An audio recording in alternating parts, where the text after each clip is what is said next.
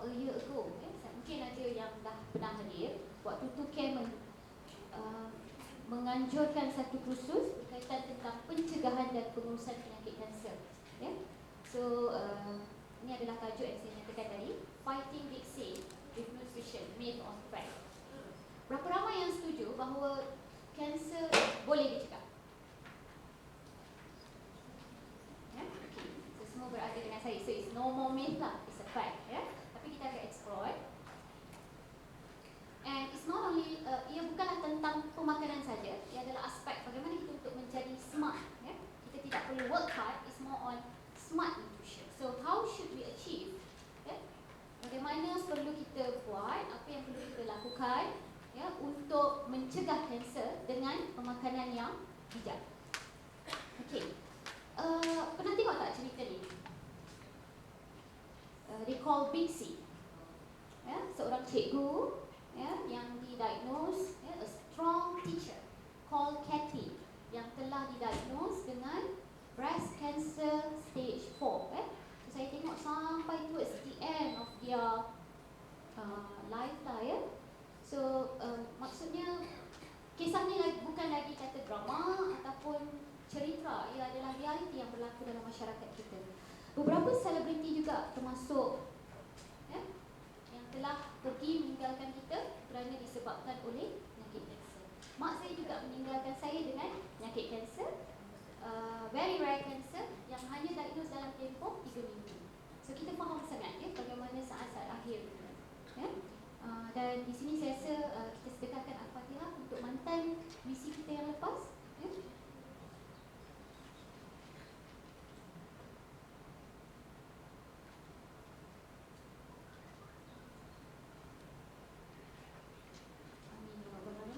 Okay, so begitu juga siapa yang bekerja dalam bidang diabetes. So area saya adalah diabetes. Saya juga mempunyai seorang sifu, yang ni Prof. Rukia Pendek, yang juga meninggal disebabkan oleh kanser paru-paru.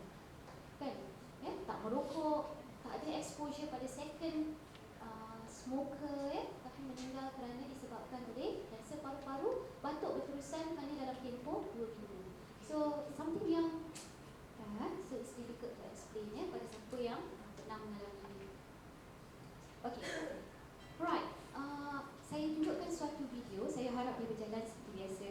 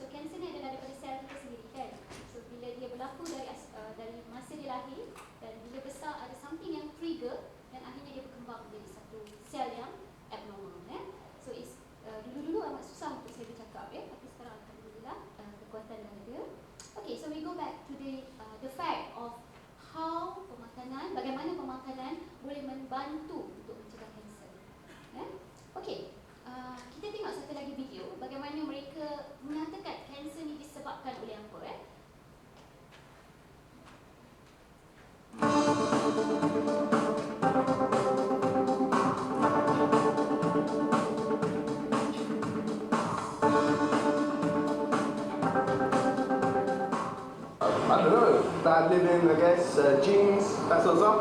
I guess, isn't it? A lot of the things in my life. The environment, some of the soap that we use on our skin, perfumes. Smoking is what I would associate with it, really. Possibly poor diet. Pollution in a way. What causes cancer? I don't really know, you know. Regret, Do you think doubt, fear, and cheese. Maybe a genetic reason also. I think diet does, obesity can affect. Or maybe just. I'm sure there's studies between people being very fat and people who get cancer. Maybe, I don't know. I don't know. We're not doctors. Eating a lot of processed food and not getting roughage.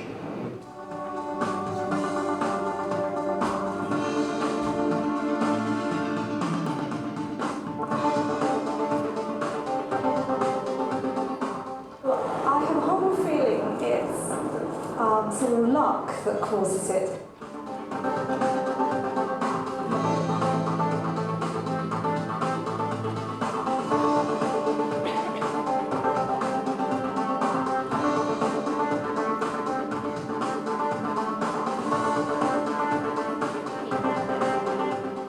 Okay, ya.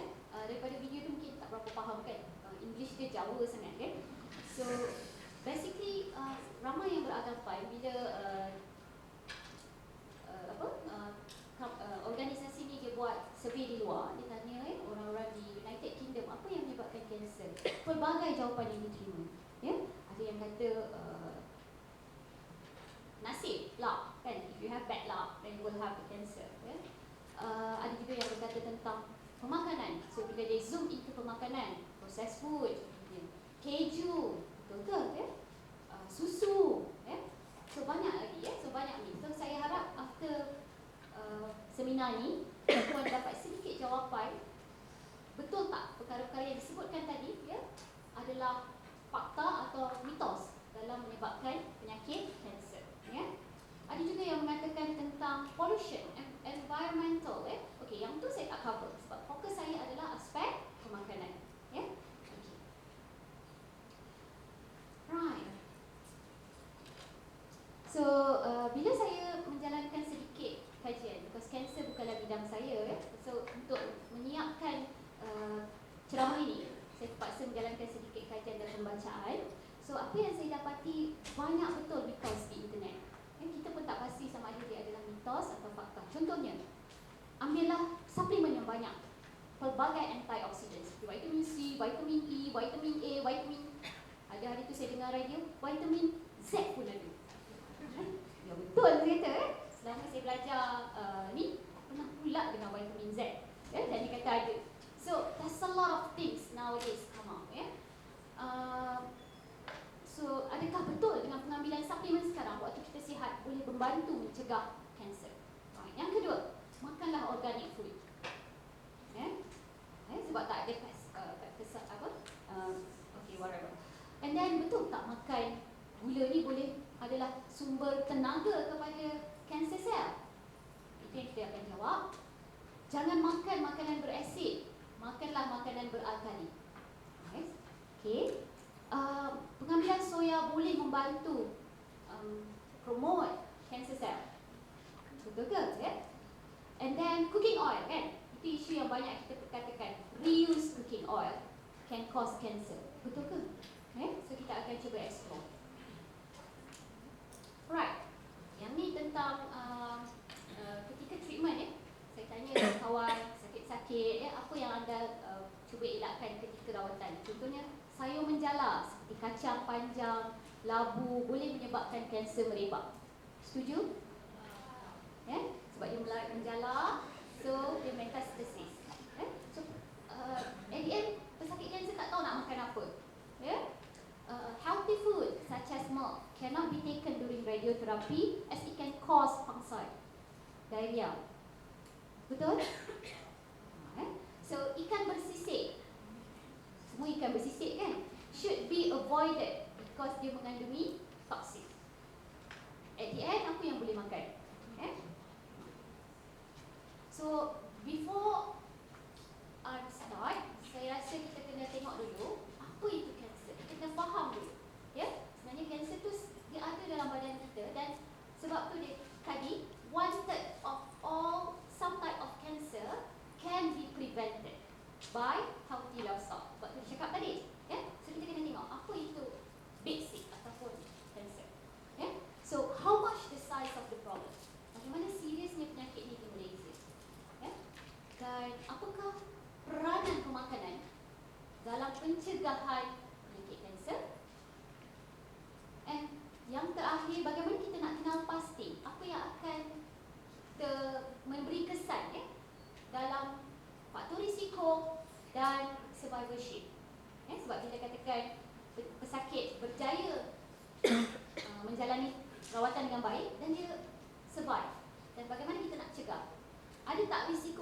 mendapat balik. Ya. Dan saya harap at the end of the day kita boleh asingkan mana satu mitos, mana satu fakta. Okay, so ladies and gentlemen, what is big C? Okay, big C, cancer, CA itu adalah word yang biasa kita sebutkan. Dia adalah satu penyakit ya, yang mana sel kita berkembang tanpa boleh kita kawal. Ya? Setiap hari kita mengalami perkembangan sel, kan? Kita tidur, kita luka, pagi esok dia baik. Bila anak saya jatuh, saya cakap tidur awal, esok mesti baik. And it's happened, kan? Sebab sel regenerate. Kan? So bila dia jatuh je nak tidur. Kan?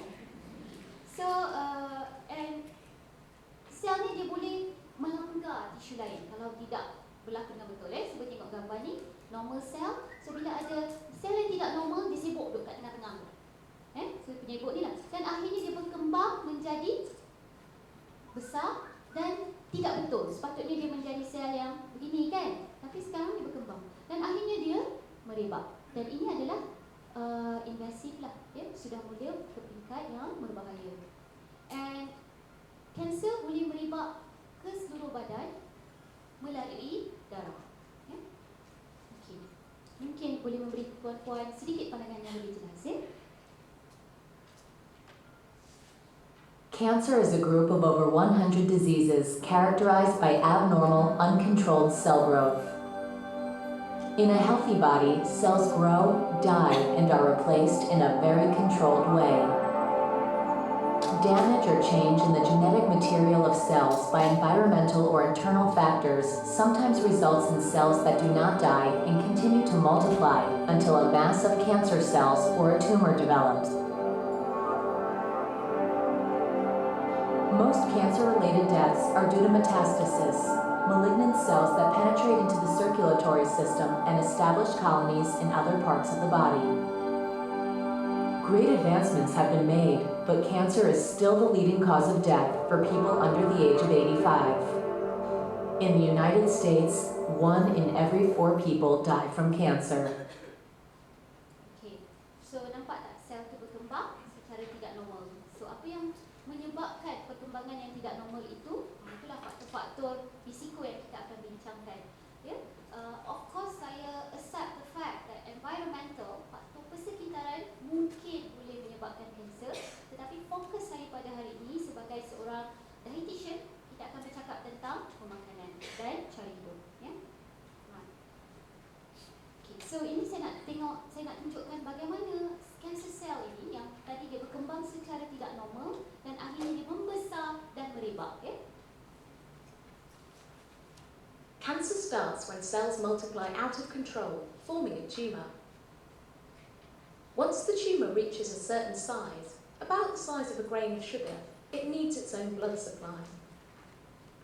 The tumour produces chemical signals which reach the blood vessels nearby. These signals hijack the blood vessel, causing new vessels to sprout and grow towards the tumour. With a blood supply in place, the tumour is provided with oxygen and nutrients, so it grows. Because the tumour is now connected to the bloodstream, cancer cells can break away and travel around the body. This is one way that cancer can spread. Okay, ya. So bila dia ada tenaga, ya, dia bermula sebutir gula, amat kecil, kan? Dan akhirnya dia membesar. Okay, what is the size of the problem in Malaysia and in the world? So, kanser adalah antara penyebab kematian utama di dunia. Yeah? About 14% in 2012. Ini data yang lama. 2015 mungkin lebih tinggi. Kebanyakannya 60% berlaku di negara-negara membangun, termasuk kita lah. Dan kanser-kanser utama yang didiagnose adalah yang pertama lung. Semua boleh tahulah sebab apa, kan? Sekarang ada isu rokok apa tu? Nitrate, So, kanser hati, perut, kolon dan juga breast. Ya. Dan daripada aspek pencegahan, 30% boleh dicegah. So, kita cuba tengok 30% lagi. 70% tu, ya. So, hopefully, Allah tahu. Alright. So, lelaki saya akan bacakan top 3. Ya. Maybe lelaki yang pertama adalah lung cancer. Ya, saya rasa tuan-tuan tahu kenapa faktor risiko yang utama, ya, prostate and colon. Dalam kalangan wanita, ya, breast cancer, colon dan juga cervix. Ya. Okey, kematian dalam kalangan lelaki adalah disebabkan oleh kanser, lung cancer, liver dan juga perut. Bagi kalangan wanita, breast, lung dan juga colon. So, walaupun wanita ni mungkin tidak merokok, tetapi sebagai second hand exposure, ya, they are also at risk. Ya, second hand yang fluid tak, I mean like yang menghidu, bau kan. Kita pergi kedai mamak kan, selamba je, nak bangun cik, ya. Tapi belum ada kekuatan kan, pasal-pasal kena sepak pula kat situ. Okey, macam mana dekat Malaysia? Third cause of death, betul tak Puan Zek? Ya, masih lagi? Ya? Saya ada kawan yang tengah buat PhD in cancer, segan nak cakap ni. Third cause of death, ya? Dalam kalangan lelaki, kanser utama dia adalah lung, colorectal and nasopharyngeal. Hidung, ENT lah. Ya? Kalangan wanita, breast, colorectal and cervical. Dan untuk pengetahuan tuan-puan, at least 2 yang saya sebut ni boleh dicegah melalui pemakanan yang sihat, cara hidup yang sihat, ya. Okey, kita tengok dari aspek negara-negara lain. Macam mana berlaku dalam negara lain? Okey, Egypt contohnya, So, kanser adalah nombor 2. Dan penyebab kanser yang utama di Egypt adalah bladder. Mungkin faktor risiko setiap negara itu berbeza. Di kalangan lelaki, kanser pundi empedu, lung dengan hati. Dalam kalangan wanita masih lagi breast, cervix and bladder. Bagaimana bladder boleh masuk dalam statistik, saya tak boleh nak explain. Kita kena tengok risk factor. South Africa, kanser nombor 2 yang utama adalah among men is prostate. Mungkin boleh jawablah kenapa kan. Yang kedua paru-paru, lung, dan yang ketiga esophagus. Kat sini, kanser esophagus. Wanita, cervix, breast and colorectal, colon. Di China, kanser nombor 2, okay. Yang pertama, kanser perut dalam kalangan lelaki, diikuti oleh paru-paru dan hati. Wanita juga perut, kemudian paru-paru dan breast. So boleh nampak pattern dia, dan mungkin tuan-puan boleh tajuk sendiri kenapa setiap satu tu berbeza. Okey, so ini yang sama dengan yang ni, Di India, kanser adalah penyebab utama kematian nombor 2. Kanser utama dalam kalangan lelaki adalah kanser mulut. Boleh dikaitkan dengan sirih. Ada kawan-kawan yang dah boleh jawab, Okey, perempuan, cervix. Right. Penting tak pemakanan ni? Kita tahu kita makan setiap hari, So, peranan pemakanan dalam merawat, mencegah bermula, dia punya penting, dia bermula dari aspek pencegahan. So, bila dah once didiagnose, pesakit sama ada dia perlu menjalani perawatan intensif, so kanser masih pemakanan masih memainkan peranan ketika penyakit kanser berkembang, untuk rawatan dan pemulihan. Tetapi ada juga pesakit yang mungkin tidak boleh disembuhkan lagi. Contoh, diagnose terus stage 4, metastasis ke bone, merebak terus ke tulang, hati. So biasanya apa yang kita boleh buat? Takkan nak bedah tulang kan? So radioterapi sahaja kita cuma untuk palliative care, rawatan yang memberi dia keselesaan, kurangkan rasa sakit. So waktu itu aspek pemakanan masih penting. Waktu tu dia tak ada selera, walaupun dia mendekati jenazah, waktu tu pemakanan dia dying, waktu tu pemakanan masih lagi penting untuk memberi dia sedikit keselesaan. Okay. Kemudian katalah pesakit telah menjalani rawatan, recover, pulih, tiba-tiba mengalaminya kembali. Waktu tu pemakanan masih memainkan peranan penting.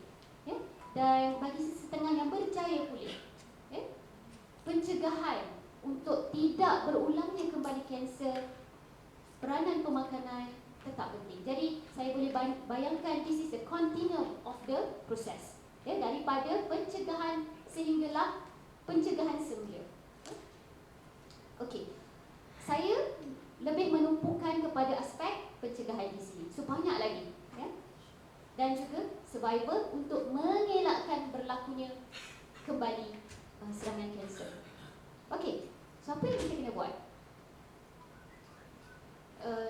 Seperti yang dinyatakan tadi, 1/3 daripada kebanyakan kanser, especially the top 3 kanser yang saya tunjukkan kepada puan-puan tadi, boleh dicegah. Okay? So bagaimana kita nak cegah? Sebelum tu saya nak tunjuk terdapat satu kajian yang dijalankan oleh Livestrong. Ada satu blog tentang kesihatan. Dia buat satu kajian dan didapati tak ramai sebenarnya yang mengetahui penyakit kanser ni boleh dicegah. Hanya 30% sahaja, hanya 42% setuju kanser boleh dicegah. Kebanyakannya berkata tidak boleh dicegah. Ya? Okay. Dan kanser ni dijalankan oleh Foundation Lance Armstrong. Kenal kan Lance Armstrong? Yang naik basikal tu, yang dituduh tiba-tiba dia mengambil steroid dan sebab tu rupanya dia menang sentiasa. But I think the steroid that he took adalah untuk tahan sakit, kan? So, they conducted a survey on cancer stigma pada tahun 2008. Hampir seluruh dunia, di Japan, Mexico, Rusia, Argentina dan sebagainya, melibatkan 500 orang. So, just an internet survey. Apa yang dinampak daripada survey yang simple itu? Number one, mereka mengetahui bahawa stigma ni sebenarnya sama je. Tak kira dia negara maju ke negara membangun, ya, sama tentang stigma. Stigma tentang penyakit kanser. Dan kebanyakannya disebabkan oleh tak cukup pengetahuan, tidak ada kesedaran dan terlalu percaya kepada mitos. Bila tuan-puan datang ke sini, kita harap the awareness akan meningkat. Dan mereka dapati bahawa mass media, Facebook, social media, sebab kan kita lebih percaya kepada Facebook, kan?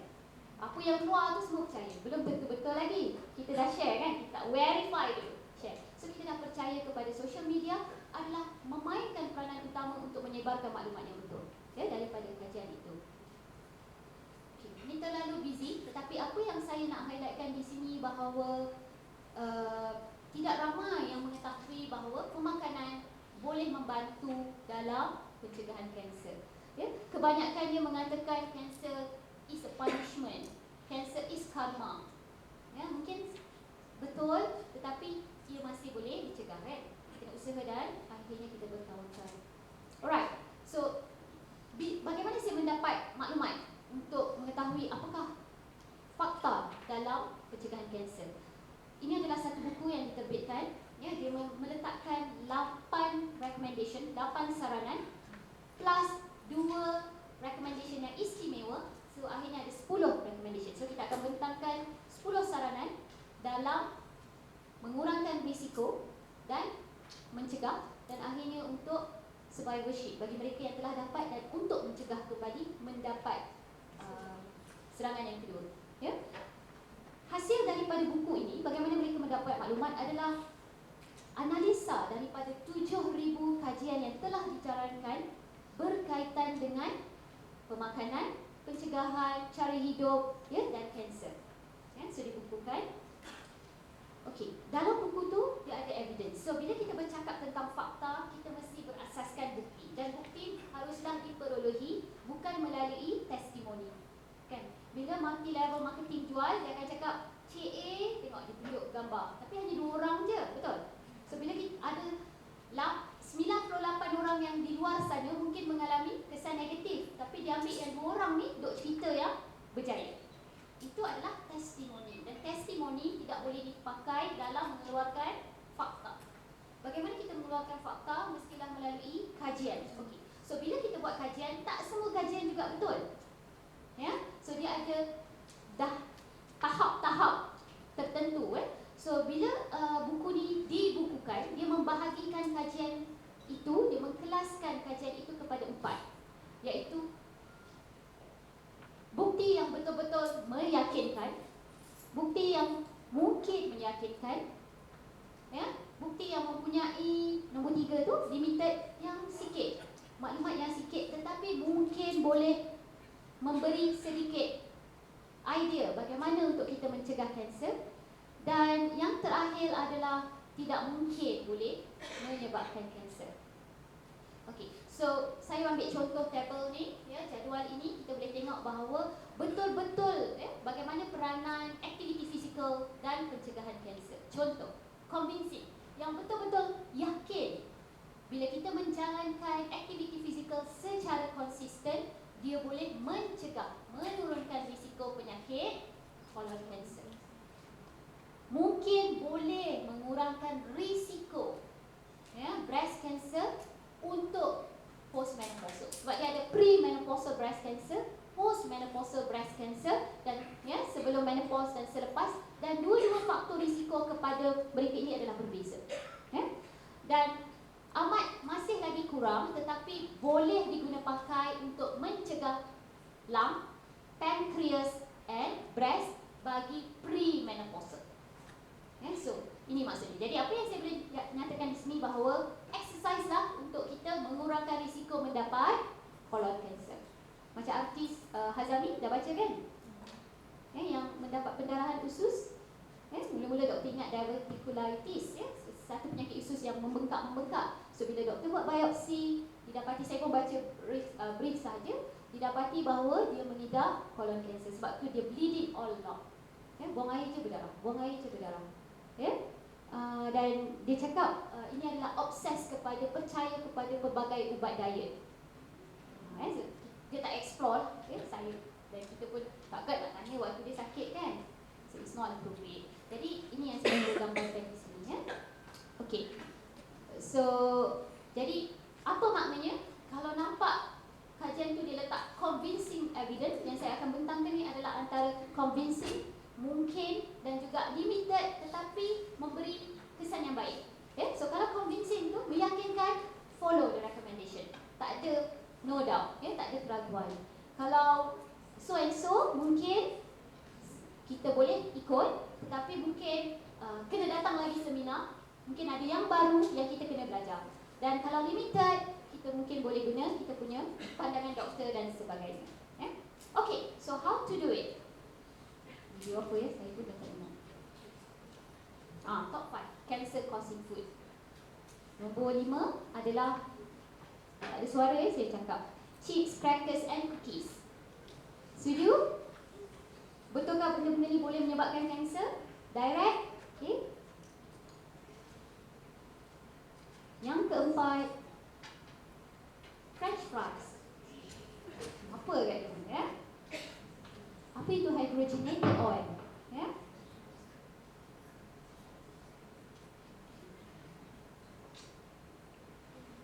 Okay. Yang ketiga, donat. Baru breakfast donat ya? So kita tengok, betul ke donat ni ada direct effect ataupun dia adalah perantara? Macam mana kuih gelang kita? Processed meat and bacon. Ini nanti saya akan terangkan dengan lebih lanjut. Gelang dia ada.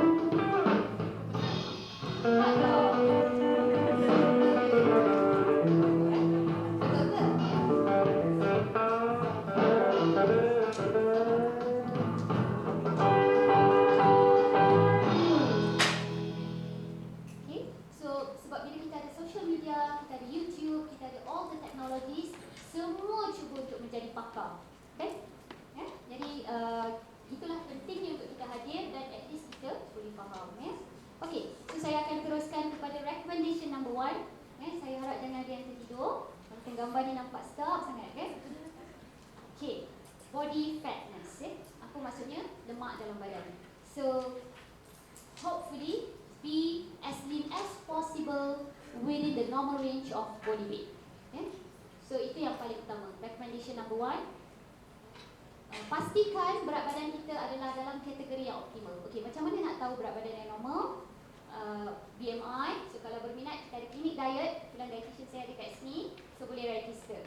Kita ada buka satu klinik diet secara percuma. Operasi hari Aisyah Selasa Jumaat. Klinik diet. So dekat Makmal diet. Kau cuma buat je ni, boleh bertanya macam mana nak capai berat badan yang sempurna. So, apa yang perlu, okey, kita ada anak-anak, kita pastikan bahawa berat badan kita sentiasa berada pada aras normal daripada childhood sehinggalah remaja. Ya. Kalau boleh, maintain body weight the normal range from the age of 21. Jangan naik. Elakkan peningkatan berat, biasalah naik berat, turun berat, ya. Tapi pastikan dia boleh turun balik. Sentiasa ada effort, sentiasa timbang dan kita tahu alamak terlebih. Dan kita tahu kita perlu turunkan. So as long as we know that, ataupun jangan kita tak aware langsung, ya, itu bahaya. Okay? Satu, recommendation yang pertama adalah body fatness. Okay, banyak kajian dah dijalankan dan mendapati bahawa berat yang meningkat diukur menggunakan BMI, body mass index tadi, ya, boleh menyebabkan post-menopausal breast cancer dan juga colon cancer. Ya, dia amat berkait rapat. Ya. Jadi, apakah yang akan menyebabkan peningkatan risiko bila kita meningkat berat badan adalah esophagus, pancreas, colorectal. Yang menurunkan, bila kita gemuk, at the pre-menopause, mungkin boleh mengurangkan risiko breast cancer. Tapi kita akan dapat penyakit lain. Contohnya, premenopausal, productive age, apa yang bila kita gemuk? Diabetes, hypertension, kan? 3 sekawan tu akan datang.